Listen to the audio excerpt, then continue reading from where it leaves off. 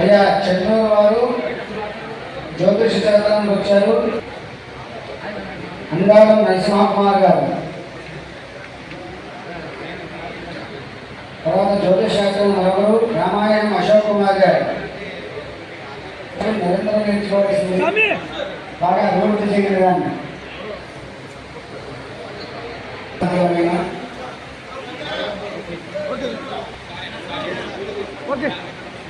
దుర్గా సప్తశతి మీద ఇచ్చినటువంటి మరొకరు రెడ్డి సత్య హరికరణ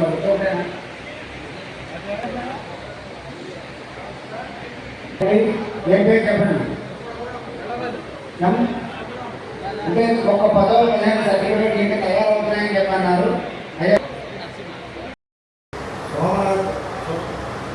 గురుప్రసాద్ రెడ్డి గారు ఈ సందేశం చెట్టు చెవిగా సారి మా అందరం విన్నాం. మీరు ఎన్నో ప్రయాసం వచ్చి ఈ కార్యక్రమంగా నిర్వహించారు. పంతులు గారు ఏం పెడతారా అని సాధారణంగా అనుకుంటారు, కానీ అలా రెగ్యులర్గా చేయండి అని చెప్పేసి మన కడప కమిటీ వారందరికీ కూడా మంచి భరోసా ఇచ్చారు.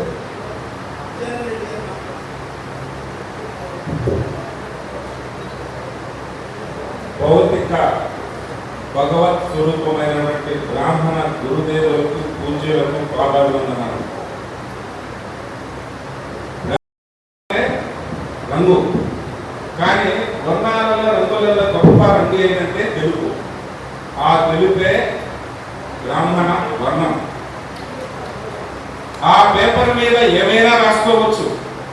మనం ఏమి రాసుకుంటే జీవితము అంత గొప్పగా ఉంటుంది.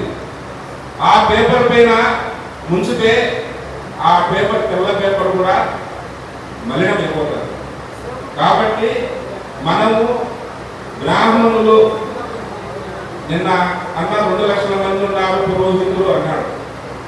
కానీ 2 లక్షల మంది కాదు, 20 లక్షల మంది కావాలి. 20 లక్షల మంది, ఇన్ని కోట్ల మందికి 20 లక్షల మంది ఎందుకు కావాలంటే అది జన్మ తరహా వచ్చినటువంటి వృత్తి. అది మనము మార్పు చేసుకోవాల్సిన అవసరం లేదు. ఇంకా ఈ మన బ్రాహ్మణులకు కావాల్సినటువంటి లోక కళ్యాణార్థం చేసే మన వాళ్లకు మిగతా అన్ని వర్గాలు అన్ని వర్గాలు కూడా తోడు ఉండి ఆర్థికంగా బలోపేతం చేసి వాళ్లకు వెన్నంటి ఉండి నడవాలి. ఇక్కడ ఒక విషయం ఉంది, శైవులు వైష్ణవులు అంటారు. ఇద్దరికి కలిపి గణపతి పూజ చేయకోకుండా మనం ఏ కార్యక్రమాన్ని మొదలు పెట్టాం. అప్పుడు శైవులైనా సరే వైష్ణవులైనా సరే. కాబట్టి మనం చేయాల్సినటువంటిది మన బ్రాహ్మణులు ఇప్పుడే చెప్పాను భౌతిక భగవత్ స్వరూపము అని. అంటే మనకు ఈరోజు కాలం నడవాలి అంటే, జాతకం రాయాలంటే భగవంతుని స్వరూపంలో ఉన్నటువంటి బ్రాహ్మణులే. కానీ మన వాళ్ళను ఎప్పటికీ కూడా ఆదాయ మార్గం భగవంతుడు ఇస్తాడు, కానీ మన వృత్తి ధర్మం మాత్రం కాపాడుకోవాల్సిన బాధ్యత మనకుంది. కాబట్టి మనం ఎటువంటి పరిస్థితులలో కూడా మనము మన వాళ్లకు మొత్తం ఇచ్చినటువంటి బ్రాహ్మణులకు నా జన్మ తరహా ఏమో తెలియదు, కానీ నేనైతే మన బ్రాహ్మణులకు మన రాష్ట్రమే కాదు దేశంలో ఎక్కడున్నా కూడా నేను భగవన్ స్వరూపంగానే వాళ్ళను కొలుస్తాను. అన్ని రకాలుగా అండగా ఉండడము, ఏ ఒక్కరికి ఏది జరిగిన అందరూ చెప్తారు నేను చేసే రకం. కానీ మనం ఎన్నటికీ కూడా అందరం కలిసిమెలిసిగా ఉండి ఈర్ష అసూయ ద్వేషాలు లేకోకుండా గౌరవప్రదంగా మనం ముందుకెళ్ళి అహంభావాన్ని వదిలేసి తర్వాత అన్ని రకాలుగా మనము ఆర్థికంగా అభివృద్ధి జరుగుతూ మన సంస్కృతి సాంప్రదాయాన్ని అభివృద్ధి చేసుకుంటూ మన తర్వాత మన గోసరక్షణ ధర్మ దేవాలయాలను రక్షించుకుంటూ మనం ముందుకు వెళ్ళాల్సిన బాధ్యత తండ్రిగా ఉన్నటువంటిది.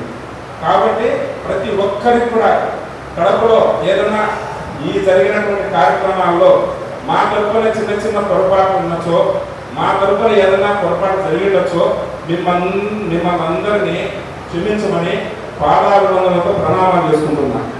ఎందుకంటే మా అన్నకు ఒక చిన్న నేను చూసుకోకుండా ఒక చిన్న ఆదేశం అది అందరికి కూడా తెలుసు సార్ అది ఎందుకంటే తెలియదు అంతక్షణ అందుకే ఇప్పుడు క్షమాపణ అడుగుతున్నా. చూసుకోబోతూ 5వ పురోహిత స్మారక సభ విద్యుత్ పరీక్షలు కడపలో నిర్వహించడానికి సహకరించిన మా యామియాల నరసింహమూర్తి గారికి, పొల్లి నారాయణమూర్తి గారికి, సురేశ్వర బాబాకి, అప్పుడు ఉమామేశ్వర గారికి, పేరు పేరున మన అంజన్ గారికి పేరు పేరున ధన్యవాదాలు.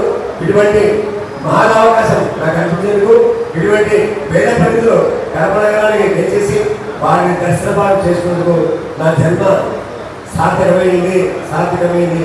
మీ యొక్క ఆశీస్సులు ఎల్లగొల్పు ఉండాలని, మీ యొక్క ఆశీస్సులతో నేను మరిన్ని ధర్మ కార్యాలు ఈ ఆంధ్రప్రదేశ్ సమాఖ్యకు నిర్విఘ్నంగా కృషి చేయాలని, ఈ ఆశీస్సులు సంపూర్ణంగా ఉండాలని మనసారా కోరుకుంటూ, ఈ నిన్న సభకు చేసిన శ్రీ టిటి జనార్దన్ గారికి, మా కడప ముద్దుబిడ్డ శ్రీ గడ్డపగారి శ్రీనివాసరెడ్డి దంపతులు గారికి, మరియు హరిప్రసాద్ గారికి, జనసేన నాయకులు శ్రీ జీవి రమణ గారికి, బీజేపీ జిల్లా అధ్యక్షుడు శ్రీ జమిని వెంకట సుధార్ గారికి, అయోధ్య ఐక్యవేదిక నాయకులు శ్రీ వి వెంకటరెడ్డి గారికి, మహాదేవుడి శోభయాత్ర కన్వీనరు మరియు మాకు అన్నాదంగా ఉంటూ మా రెడ్డిగారైన శ్రీ విజయాంద్రెడ్డి గారికి, శ్రీ ఆర సోమనాథ్ రెడ్డి గారికి, శ్రీ గురుప్రసాద్ డాక్టర్ గారికి, సువర్ణ డాక్టర్ గారికి, గురుశేఖర్ వెంకటేష్ గారికి సర్వదా కృతజ్ఞతలు,